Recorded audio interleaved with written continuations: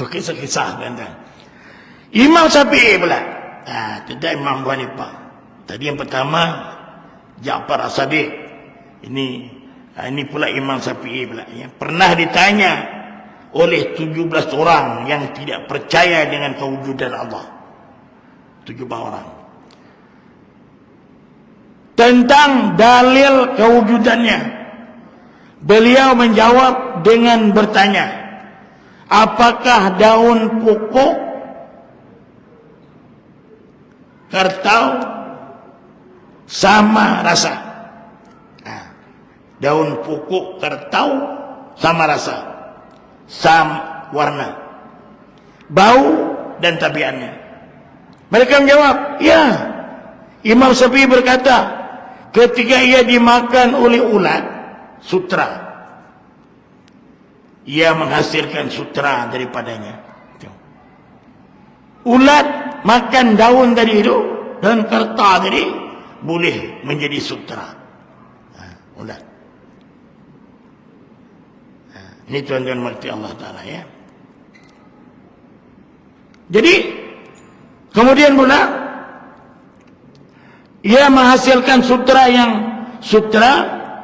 daripadanya ketika dimakan oleh lebah pula daun tadi itu. Ia menghasilkan madu. Tengok. Ini Allah Ta'ala tuan-tuan nak membuktikan kewujudan ya, pentadbiran Allah, kuasa Allah SWT. Ketika dimakan oleh kambing biri-biri, ia mengeluarkan najis. Dan ketika dimakan oleh kijang, yang menghasilkan kasturi di dalam kantong pundi-pundinya. Justru siapakah yang menciptakan hasil yang berbeza itu? Walaupun daripada daun yang sama, daun yang sama, tapi yang memakan itu lain-lain, jadi lain pula yang dapatnya. Sutra makan jadi ulat jadi sutra. Ya. Kambing tengok. Makan juga. Jadi siapakah yang menciptakan hasil berbeza itu walaupun daripada daun yang sama? Mereka akhirnya mengakui kebenaran itu dan memeluk Islam di hadapan Imam Syafi'i. Imam Ahmad pula bin Hanbal juga pernah ditanya tentang dalil kewujudan Allah Ta'ala. Beliau menjawab, lihatlah pada sebiji telur, sebuah kota yang utuh lagi licin, yang tidak mempunyai pintu, lubang laluan. Luarannya seperti perak putih, dalamannya seperti irnas tulin. Ajaibnya, ketika dindingnya terbelah, keluarlah seekor binatang yang boleh mendengar, melihat, mempunyai bentuk yang cantik dan suara yang merdu. Siapakah yang menjadikan semuanya itu? Itu tuan-tuan. Jadi semuanya itu sebagai perbandingan kewujudannya Allah SWT. Ini baru di segi hukum akal. Jadi akal ini tuan-tuan tak semestinya benar. Sebab itu tuan-tuan, dalam tafsir Ibnu Katsir, kita ini ada hidayah, ada 4 hidayah. Hidayah ilham, hidayah hawas, hidayah akal, hidayah agama. Hidayah ilham itu apa? Ini rintitan daripada penerangan ihdinas siratal mustaqim, tunjuklah kami jalan yang lurus. Hidayah. Ya. Jadi hidayah itu ada 4. Pertama hidayah ilham. Ilham. Macam mana dikata hidayah ilham itu? Bagaimana cara kita mengetahui itu hidayah ilham? Seperti kanak-kanak dia tak boleh bercakap. Dia tak boleh lagi nak cakap tak boleh. Tapi kalau dia nak menyusu, dia lapar, dia menangis. Itu ada hidayah ilham semua. Mustahil tuan-tuan kalau anak tu baru umur setahun lagi belum, tiba-tiba dia nak makan, lalu dia kata, "Ma, nak makan." Mustahil. Dia menangis. Bila menangis, ibu ayah dia mesti faham. Oh, dia mungkin nak nyusu. Itu hidayah ilham. Mustahil anak belum setahun dia menangis nak minta berikan bersikal. Hidayah hawas pula. Hawas panca indera. Hidayah hawas ini adalah hidayah yang mempunyai garizah. Hidayah hawas ni macam kita diberi Allah Ta'ala mata, ada diberi Allah Ta'ala kaki, tangan, telinga, tuan-tuan, lidah, 2 bibir. Ini hidayah hawas disebut. Hidayah hawas ni maknanya dia macam manusia ni hidayah hawas dengan haiwan tu lagi hebat dia punya hawasnya. Contohnya kalau binatang tu kalau kita latih tuan-tuan, dia boleh macam anjing tu. Dia boleh mengesan penjenayah, dia boleh mengesan apa-apa yang berlaku. Itu hidayah. Dulu terjadi tsunami, kan? Bila terjadi tsunami, katakanlah nak dekat tsunami akan terjadi, para nelayan tuan-tuan mempunyai tangkapan yang banyak. Ikan-ikan tu sudah ke tebing semuanya, seolah-olahnya, woi manusia, ini lautan yang bergelura ni, lebih baik kau tangkap aku, buat asam pedas lagi baiklah. Ini tuan-tuan. Dan lembu kambing semuanya tuan-tuan, dia macam seolah-olah terjadi gempa ni, dia pun kumpul lari. Sebenarnya dia itu hidayah hawas. Kemudian yang ketiganya hidayah akal. Akal. Kita ni akal tu apa pikir? Hakikat akal itu pikir. Sebab itu dalam Quran berapa banyak tentang ayat yang berkaitan dengan akal. Seperti tadi surah Ali Imran ayat 190. Inna fi khalqis samawati wal ardi wa ikhtilafil laili wan nahar la ayatin li ulil albab. Sesungguhnya kami jadikan langit, bumi, perselisihan siang dan malam jadi tanda-tanda bagi orang yang akal. Ada akal, dia akan apa? Dia akan tahu, oh ini sudah tentu ada yang mentadbirkan. Nah ini akal, hidayah akal. Tapi akal ini tuan-tuan tidak semestinya betul. Kadang-kadang orang nipu pun dengan akal juga. Nanti dulu aku fikir macam mana cara jalan nak ngelintong orang ni tuan-tuan. Sebab itu perlu hidayah yang keempat tadi itu, hidayah agama. Bila hidayah agama dalilnya adalah Al-Quran. Ini dia. Jadi itu tuan-tuan nanti Allah Ta'ala. Jadi tidak boleh hidayah akal itu bersendirian kalau tanpa ada hidayah agama. Sebab itu kita belajar tentang dasar-dasar agama. InsyaAllah azan. Lepas azan amat berapa? Saya pun wabillahi taufiq hidayah. Sebab ada orang komplain gitu. Lama sangat gitu. Ya tuan-tuan, ya. Lepas azan 5 minit pun berhentilah.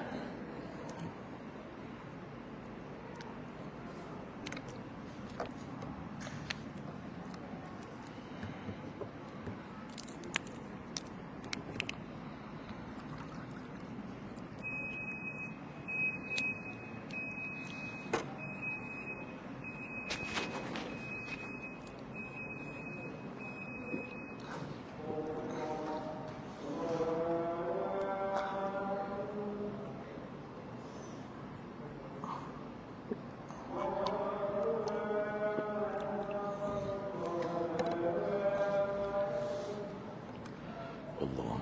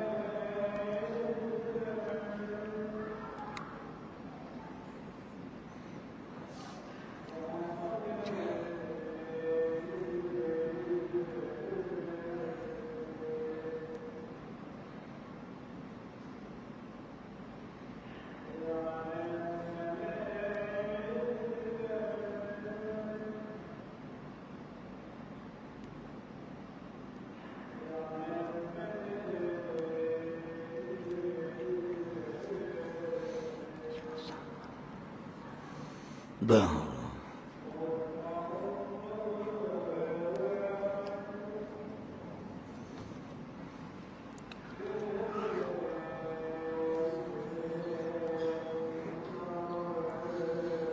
La ilaha illallah Muhammad Mahmud innaka la tuhibbul mi'ad.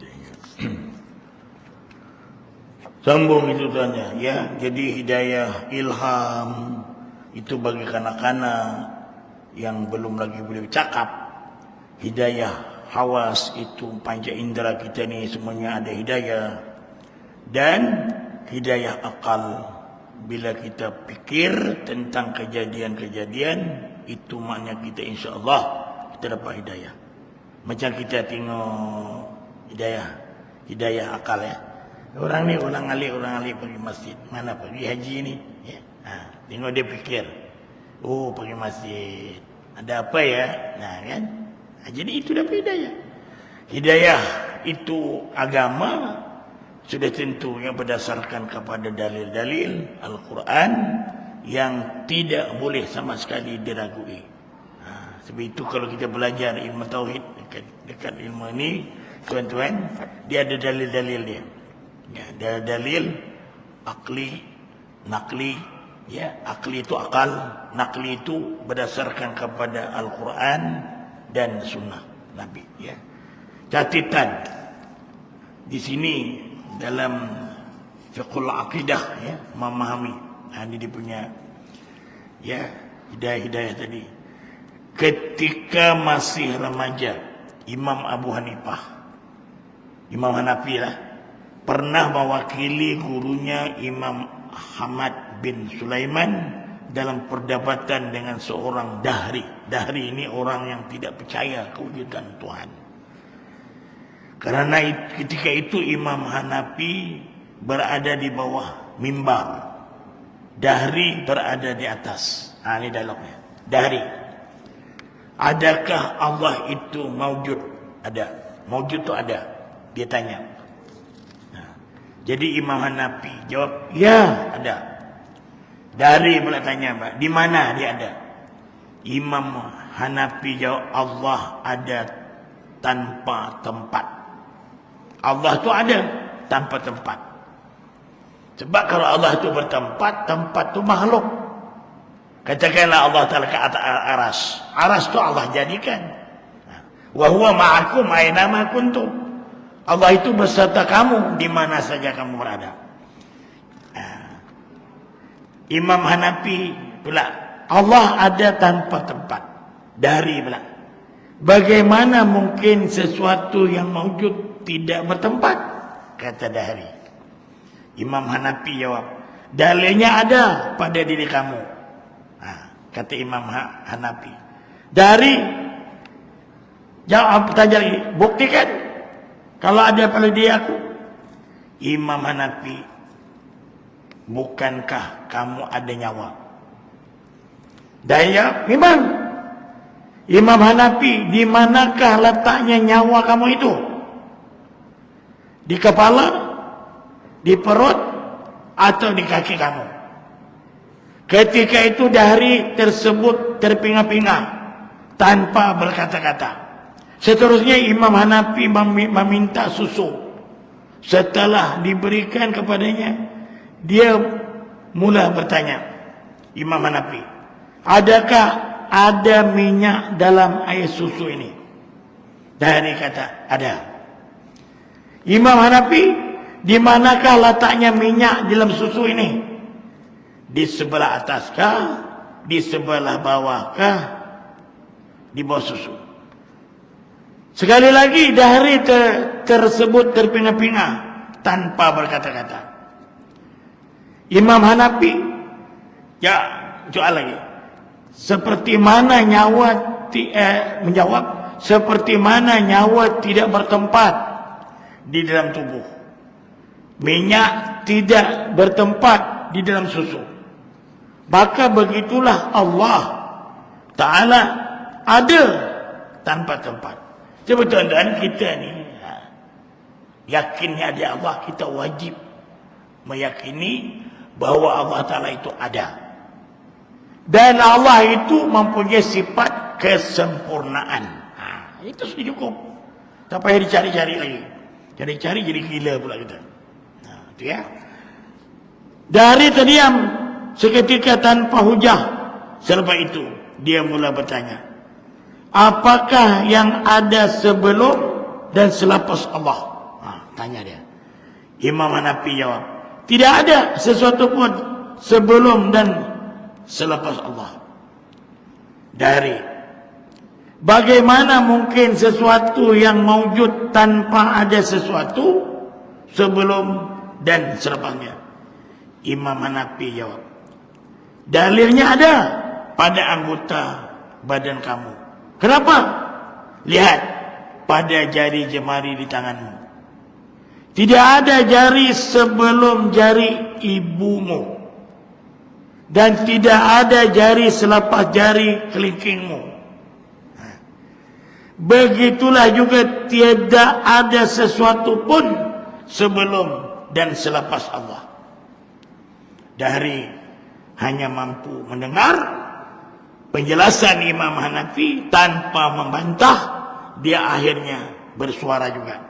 Dahri, tinggal satu lagi soalan yang ingin kutanyakan. Tanyalah, kata Imam Hanafi. InsyaAllah aku akan menjawabnya. Apakah yang dilakukan oleh Allah sekarang? Ini masa ni si Dahri itu datang mimbar. Imam Hanafi di bawah. Dia tanya, apakah yang dilakukan oleh Allah sekarang? Imam Hanafi jawab, keadaan ini kurang tepat. Kamu di atas mimbar, sedangkan aku di bawah. Orang yang menjawab seharusnya berada di atas. Itu dia. Sepatutnya kamu ke bawah, biar aku jauh ke atas. Seharusnya berada di atas mimbar, dan orang yang bertanya berada di bawah. Aku akan menjawabnya sekiranya kamu sudah turun. Dari sudi turun, dia turun, mengemukakan semula soalan tadi. Ketika berada di atas mimbar, Imam Hanafi jawab, sekarang Allah telah mengalahkan yang batil dengan turunnya kamu ke bawah mimbar, dan memenangkan kebenaran dengan naiknya aku di atas mimbar. Dari diam serta 1000 bahasa.